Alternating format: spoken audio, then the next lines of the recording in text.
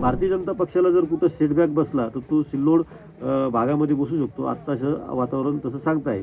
त्यामुळं 70चे निकाल काय लागतात, भारतीय जनता पक्षाला तिथं किती यश मिळतं आणि 70चा बाण कमळाला कशी साथ देतो आणि आधी कसा घात करतो, याकडे सध्या राज्याचं लक्ष लागलेलं आहे.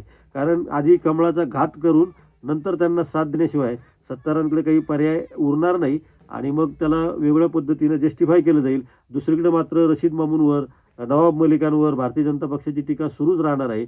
इथं मात्र त्यांचं मौन बाळगून आपला कार्यक्रम साधण्याचा जो परंपरा आहे ती तशीच चालू राहणार असं दिसतं. तरीसुद्धा या मतदारसंघातल्या आणि एकूणच छत्रपती संभाजीनगरच्या जिल्हा परिषदेच्या निकालाच्या बाबतीमध्ये भारतीय जनता पक्षावर कोणती वेळ येते हे आपल्याला बघायचं आहे.